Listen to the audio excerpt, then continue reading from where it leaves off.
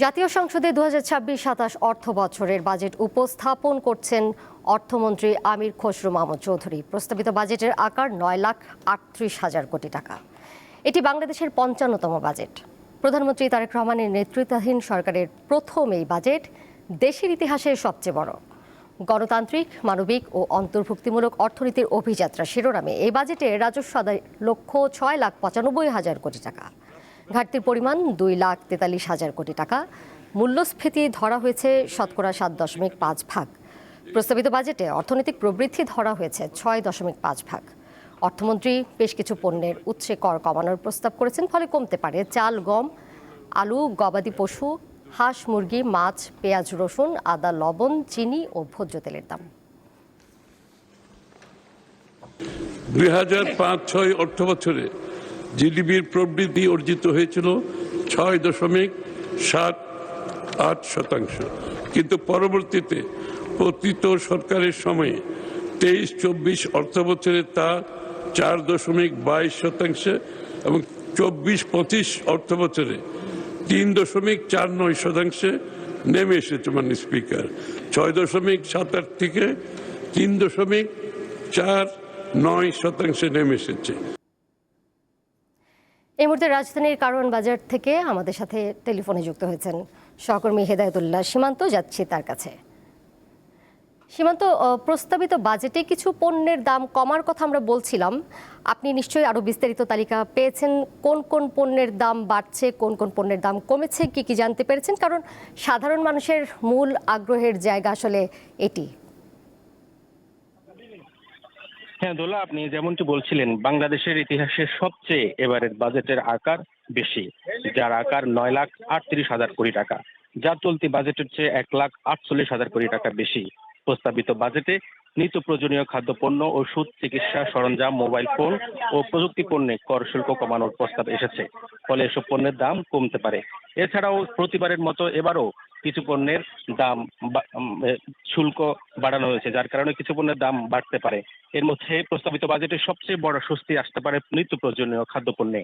এর মধ্যে ধান, চাল, গম, আলু, পেঁয়াজ, রসুন, আদা, লবণ, চিনি, ভোজ্য তেল, মাছ, গবাদি পশু, হাঁস মুরগি সহ প্রায় ৬০টি কৃষি ও ভোগ্য পণ্যের উপর উৎসে কর কমিয়ে মাত্র ০.৫০% করার প্রস্তাব রাখা হয়েছে। এর মধ্যে শিশু খাদ্য প্রস্তুতের কাঁচামাল আমদানিতে শুল্ক ১৫% থেকে কমিয়ে ১০% করার প্রস্তাব রাখা হয়েছে। এছাড়া সব ধরনের মশলা ও খেজুর আমদানির উপর থাকা ৫% রেগুলেটরি ডিউটি প্রত্যাহার করা হলে এসব পণ্যের দামও কমবে। এছাড়া আপনাকে আর একটু জানিয়ে রাখি যে বাংলাদেশের মানুষের একটি আগ্রহের জায়গা ভোজ্য তেল, অর্থাৎ সবসময় মাঝে মধ্যে এই ভোজ্য তেলের বাজারে আগুন লাগে। সেখানে ভোজ্য তেলের খাতে সরকার দীর্ঘমেয়াদী পদক্ষেপ নেয়ার কথা ভাবছে। সেখানে দেশীয় তেল বীজ ব্যবহার করে ভোজ্য তেল উৎপাদনকারী প্রতিষ্ঠানকে আগামী ১০ বছর করমুক্ত সুবিধা দেওয়ার প্রস্তাব রাখা হয়েছে। এর ফলে সরিষার তেল সহ স্থানীয়ভাবে উৎপাদিত ভোজ্য তেলের বাজার সম্প্রসারিত হতে পারে, যার কারণে এই ভোজ্য তেলের দামও কমতে পারে।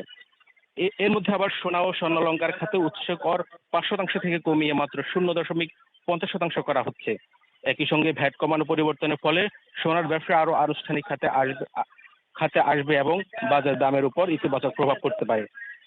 দোলা, এছাড়াও কিছু পণ্যের দাম বাড়তে পারে। তার মধ্যে দেশীয় যে বাজেটে সিগারেটের ৪টি স্তরে দাম বাড়ানো হয়েছে। দেশীয় উৎপাদকের সুরক্ষায় কাজু বাদাম আমদানির শুল্ক ৫% থেকে বাড়িয়ে ২৫% করার প্রস্তাব রাখা হয়েছে, ফলে আমদানি করা কাজু বাদামের দাম বাড়তে পারে। এছাড়া বিলাসবহুল গাড়ি অর্থাৎ পেট্রোল, অকটেন ও ডিজেল চালিত গাড়ির কর ভারও উল্লেখযোগ্য হারে বাড়ানো হচ্ছে। বিশেষ করে ১২০০ থেকে ১৬ সিসি ক্ষমতার গাড়ি ব্যবহার বৃদ্ধি ও অগ্রিম আয়কর দ্বিগুণ করার প্রস্তাব রাখা হয়েছে, যার কারণে এই বিলাসবহুল গাড়ির আমদানিতে শুল্ক বাড়ানো হবে, যার কারণে এর দামও বৃদ্ধি পাবে। এছাড়াও ইলেকট্রনিক পণ্য এবং কি বিদেশি যে ফল, সেগুলোর উপরও দাম বাড়ানো হচ্ছে, যার কারণে এসব পণ্যেও দাম বাড়তে পারে। এছাড়া বাংলাদেশের মানুষের এই আজকের যে বাজেট প্রস্তাবিত বাজেট উত্থাপন করা হয়েছে, সেখানে বাংলাদেশের মানুষের একটা সাধারণ মানুষের আশা হচ্ছে কোন কোন পণ্যের দাম কমছে বা কোন কোন পণ্যের দাম বাড়ছে, তাদের একটাই লক্ষ্য, তারা এটুকুই দেখেন। আর যদিও এই বাজেটের প্রতি বছরই বাজেটের দাম বাড়ানো কমানো হয়, কিন্তু আবারও মাঝে মধ্যে নিত্য পণ্যের বাজারে চড়া হয়, যার কারণে কিন্তু সাধারণ মানুষের যে মুক্তি সেটি মিলছে না। তো তারা বলছেন যে বাজেটে প্রতি বছরই দাম বাড়ানো কমানো হয়, কিন্তু মাঝে মধ্যে হঠাৎ করে যে ভোগ্য পণ্যের নিত্য পণ্যের বাজারে যে অস্থিরতা সেটি কিন্তু যায় না, যার কারণে তারা এই বাজেট অর্থাৎ বিএনপি সরকারের এই সরকারের যে প্রথম বাজেট, যে বাজেটে তারা আশা করছেন যে যেই প্রস্তাবনা দেওয়া হয়েছে অর্থাৎ যেসব বাজারে দাম কমবে বাড়বে এটি যেন স্থির থাকে, এবং কি সাধারণ মানুষের যে আশা আকাঙ্ক্ষার প্রতিফলন ঘটে এই বাজেটে, তাদের এটি আশা। আমরা এই বাজারে এসে যে সাধারণ ক্রেতা এবং কি যারা ভোক্তা রয়েছেন তাদের সাথে কথা বলেছি, তাদের একটাই চাওয়া, তাদের যে নিত্যপণ্যের বাজার যেন স্বস্তির থাকে সেই বিষয়ে তাদের একমাত্র চাওয়া। পাশাপাশি হঠাৎ করে যেন ভোজ্য তেল এবং কি যে নিত্যপণ্য এবং কি যে শিশু খাদ্য, একটা বিষয় আপনাকে জানিয়ে রাখি যে বাংলাদেশে যে শিশু খাদ্যের যে দাম সেটি যেন ঠিক থাকে সেই বিষয়ে তারা আহ্বান জানিয়েছে। শিশুরা যেন সুরক্ষায় তারা যেন খেয়ে বেঁচে থাকতে পারে, সুস্থ থাকতে পারে, সেজন্য মান বৃদ্ধির পাশাপাশি এই শিশু খাদ্যের দামও যেন যেটি বলা হয়েছে কমবে সেটি যেন স্থির থাকে। পাশাপাশি সর্বোপরি এই বাজেটে যেন সাধারণ মানুষের আশা আকাঙ্ক্ষার প্রতিফলন ঘটে, তারা এমনটাই আমাদেরকে জানিয়েছেন। দোলাই ছিল আমার কাছে কারণ বাজার থেকে যে বাজেটের। নিশ্চয়ই সীমান্ত, আপনি একদম ঠিক কথাই বলেছেন। আপনাকে ধন্যবাদ আমাদের সাথে যুক্ত হবার জন্য। কারণ বাজার থেকে যুক্ত ছিলেন সহকর্মী হৃদায়তুল্লাহ সীমান্ত। ক্লেমনের কিউআর কোড স্ক্যান করো আর ঘুরে দেখো বাংলাদেশের ঐতিহ্য। ক্লেমন, রিয়েলি বাংলাদেশি। বাজেটের আরো খবরাখবর জানবো। সংসদ ভবন প্রাঙ্গণ থেকে যুক্ত রয়েছেন সহকর্মী রুবায়েত হাসান, সরাসরি যুক্ত হয়েছেন তিনি। রুবায়েত, বাজেট উপস্থাপন এখনো চলমান রয়েছে। বলা হচ্ছে যে এটি দেশের ইতিহাসের সবচেয়ে বড় বাজেট এবং সংস্কারমুখী। বাজেটের উল্লেখযোগ্য অংশগুলি কি সেটি বিস্তারিত আমাদেরকে জানাবেন। আসলে বাজেট অধিবেশনটা এখনো চলছে। বিস্তারিত যতটুকু তথ্য এসছে যে এই 9,38,000 কোটি টাকার সবচেয়ে বড় বাজেটটি বিএনপি প্রায় 21 বছর পর ক্ষমতায় আসার পর এটি দিয়েছে।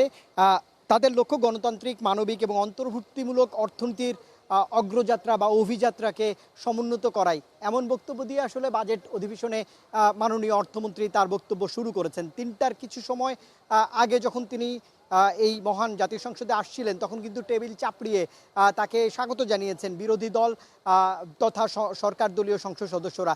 এবং এই বাজেটে একটি উল্লেখযোগ্য বড় দিক, সেটি যতই সরকার বলুক যে সংস্কারমূলক এবং এই 9,38,000 কোটি টাকার যে বাজেটটি, তাতে কিন্তু দেখা যাচ্ছে 2,43,000 কোটি টাকা ঘাটতি রয়েছে। আর যদি আমি বলি মাথাপিছু ঘাটতির পরিমাণ প্রায় 14,294 টাকা, যা গত বছর ছিল প্রায় 13,000 টাকার মতো। 1,294 টাকা বাড়তি ঘাটতি নিয়ে দেশের প্রত্যেকটি মানুষকে আগামী 1 বছর অর্থাৎ 26-27 অর্থ বছরে চলতে হবে। এটি উদ্বেগের খবর। অর্থাৎ সরকার চাইছে মূল্যস্ফীতিটাকে নিয়ন্ত্রণে আনতে, একই সঙ্গে রাজস্ব আদায় বাড়াতে। এই দিকগুলোতে যদি সরকার সত্যি সত্যি সুফল আনতে চায় তাহলে হয়তো খানিকটা স্বস্তি মিলতে পারে দোলা, এটি বলা যায়।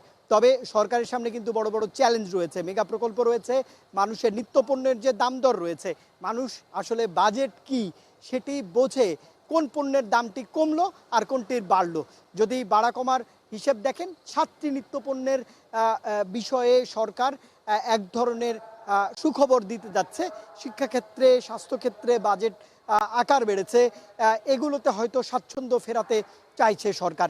অর্থাৎ সরকারের সামনে কিন্তু বড় ধরনের চ্যালেঞ্জ রয়েছে। এই চ্যালেঞ্জগুলো মিটিয়ে যদি 26-27 অর্থ বছরে এগিয়ে যেতে হয় তাহলে কিন্তু যেই বাজেটটি এই মুহূর্তে মাননীয় অর্থমন্ত্রী আমির খসরু মাহমুদ চৌধুরী সংসদে পেশ করছেন সেটি মানুষের জন্য জনকল্যাণকর হতে পারে। তবে আয় ব্যয়ের হিসাব অনুযায়ী বাড়তি করের বোঝা নিয়ে চলতে হতে পারে এমন দুঃসম্বাদ রয়েছে। বিলাসী পণ্যে বাড়তি কর আরোপ করা হয়েছে, এটি একটি সুখবর। অর্থাৎ যারা ধনী বা ধনিক শ্রেণী রয়েছে তারা হয়তো বেশি টাকা দেবেন, স্বস্তি ফিরবে সাধারণ মানুষের জীবনে, এমন বার্তা রয়েছে। সব মিলিয়ে বলা যায় যে বাজেট অধিবেশন চলছে। কিছুক্ষণের মধ্যেই যারা সংসদে বাজেট অধিবেশনে অংশ নিয়েছেন তারা বের হবেন এবং প্রতিক্রিয়া জানাবেন, সেটি জানার প্রয়াস থাকবে। যারা ফ্রিল্যান্সিং করেন বা প্রযুক্তি খাতে ব্যবসা করেছেন তাদের জন্য কর রেয়াত রয়েছে, এটি এক ধরনের সুবাতাস বাজেটে বলা যায়। 25-26 অর্থ বছরে অর্থাৎ ডক্টর মোহাম্মদ ইউনূসের যে অন্তর্বর্তীকালীন সরকার, সেখানে আমরা দেখতে পাই যে 7,90,000 কোটি টাকার বাজেট ছিল। তবে রাজনৈতিক এক ধরনের অস্থিরতার কারণে বলা যায় 1.5 দশকের অপশাসন সব মিলিয়ে এক ধরনের ভঙ্গুর অর্থনৈতিক বাস্তবতার মধ্য দিয়ে আমির খসরু মাহমুদ চৌধুরীকে দীর্ঘদিন পর বিএনপি যখন সরকার গঠন করেছে নিরঙ্কুশভাবে বিজয়ী হয়ে ভোটে, গণমানুষের প্রত্যাশা কিন্তু এমনটাই রয়েছে। তবে যারা অর্থনীতির খাত সংশ্লিষ্ট তারা বলছেন যে 9,38,000 কোটি টাকার বাজেটটি বেশি বড় নয়। তবে এটি বাস্তবায়নযোগ্য হবে বলেই অর্থমন্ত্রী বলছেন যে মানুষের জীবনে এক ধরনের সুবাতাস তিনি দিবেন। লক্ষ্যটা বিএনপি সরকারের অনেক বড়, 2034 সাল পর্যন্ত বাংলাদেশকে $1 ট্রিলিয়ন অর্থনীতিতে তারা নিয়ে যেতে চায়। এই লক্ষ্যে আসলে এই বাজেটটি আগামী অর্থ বছর অর্থাৎ এই চলতি অর্থ বছরের কতটা স্বস্তি দিবে সেটি হয়তো সময় বলে দিবে। তবে মানুষের মধ্যে মাথাপিছু আমি বলছিলাম ঘাটতির পরিমাণ 1,294 টাকা বেড়েছে, অর্থাৎ এটি কিন্তু একটি শঙ্কার বিষয়। সব মিলিয়ে 10টি প্রধান অগ্রাধিকার দেওয়া হয়েছে 10টি খাতকে। সেই বিবেচনায় মূল্যস্ফীতি যদি সরকার নিয়ন্ত্রণে রাখতে পারে তাহলে হয়তো মানুষের জীবনে খানিকটা স্বস্তি হয়তো এই বাজেট দিতে পারে। তবে সব কিছু যদি কিন্তু সময়ের উপর ছেড়ে দিতে হবে। রাজনৈতিক বাস্তবতা এবং রাজনৈতিক স্থিতিশীলতা এটিও প্রয়োজন একটি দেশের আগামী দিনে চলবার জন্য, বাজেটকে সুসংহত করবার জন্য। সাধারণ মানুষ হয়তো তেমনটি প্রত্যাশা করছে। তবে আরও কিছু সময় হয়তো এই বাজেট অধিবেশন চলবে দোলা, তারপরে আসলে বাস্তবিক অর্থে চিত্রগুলো আমরা আপনাকে জানাতে পারবো যে আসলে কতটা স্বস্তি হতে যাচ্ছে যখন আসলে প্রতিক্রিয়াগুলো আসবে। বিরোধী দলের প্রতিক্রিয়া আপনার মাধ্যমে নিশ্চয়ই আমরা আরো বিস্তারিত জানতে পারবো যে বাজেট আসলে এই জন আকাঙ্ক্ষার কতখানি প্রতিফলন করতে যাচ্ছে। রুবায়েত, আপনাকে ধন্যবাদ।